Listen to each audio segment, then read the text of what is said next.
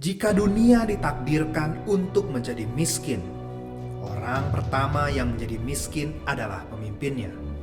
Tetapi jika dunia ditakdirkan untuk menjadi kaya, orang terakhir yang menjadi kaya adalah pemimpinnya.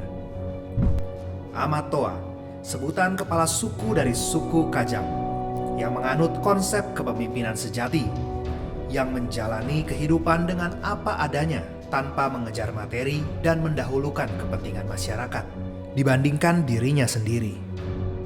Jika terjadi gagal panen atau musim paceklik, maka orang pertama yang merasakan lapar adalah Amat-Toa. Tetapi sebaliknya, jika panen berhasil, maka masyarakat Kajang yang lebih dahulu menikmatinya. Amat-Toa kemudian belakangan. Sosok Amat-Toa yang menganut prinsip Talase Kamase-Mase menjadi panutan bagi masyarakat Kajang. Tidak heran mereka sangat menghormati Amat-Toa dan patuh pada aturan adat di Tanah Kajang. Tanah Kajang terletak di Kabupaten Bulukumba, Sulawesi Selatan. Orang Kajang sendiri menyebut daerahnya dengan nama Tanah Toa, yang artinya tanah tertua. Karena mereka meyakini bahwa Tanah Toa adalah daratan pertama yang diciptakan oleh Tuhan di awal mula kehidupan. Tanah Toa terbagi dalam dua kawasan, yaitu kawasan luar yang sudah terbuka dengan teknologi seperti listrik dan sepeda motor, serta kawasan dalam yang masih memegang teguh keasrian hidup dan kebergantungan kepada alam. Berbalutkan busana serba hitam dari ujung kepala sampai ujung kaki, lambang dari kesamaan dalam segala hal, termasuk kesamaan dalam kesederhanaan. Warna hitam juga merupakan warna yang dianggap sakral, karena menunjukkan kekuatan dan kesetaraan di hadapan Sang Pencipta. Tidak ada warna hitam yang lebih baik antara yang satu dengan yang lainnya. Semua warna hitam adalah sama. Kesederhanaan juga menjadi alasan utama dari suku Kajang menolak bersentuhan dengan teknologi, termasuk sandal dan alas kaki. Mereka yakin bahwa tanpa alas kaki, mereka semakin menyatu dengan alam.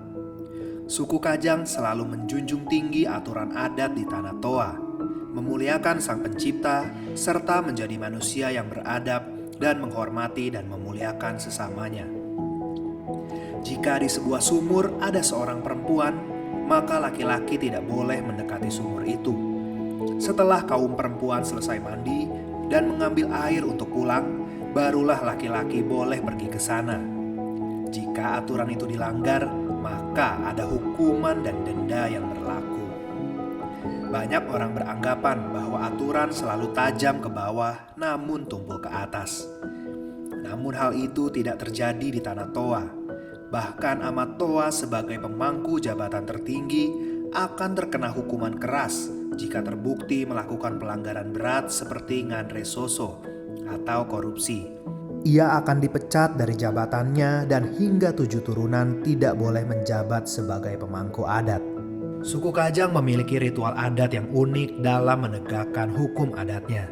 Misalnya saja di suatu desa terjadi suatu pelanggaran, namun tidak ada yang mau mengaku.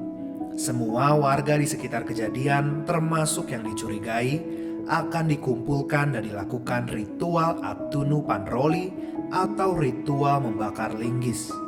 Semua yang hadir memegang linggis yang sudah dibakar sampai memutih. Orang yang tidak bersalah akan biasa-biasa saja saat memegangnya.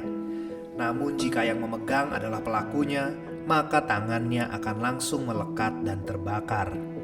Rasa hormat dan beradab juga mereka tunjukkan kepada alam. Masyarakat Kajang menganggap bumi adalah ibu yang harus dijaga dan dirawat.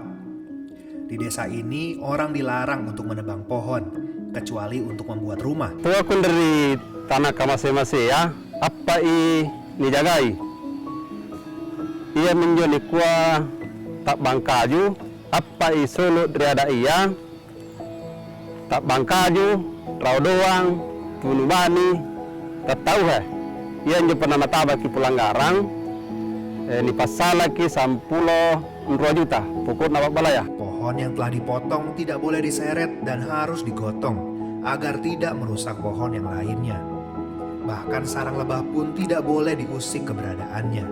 Pantang. Itulah sebabnya hutan Kajang tetap lestari hingga kini dan semoga akan terus lestari. Salam Cinta Indonesia.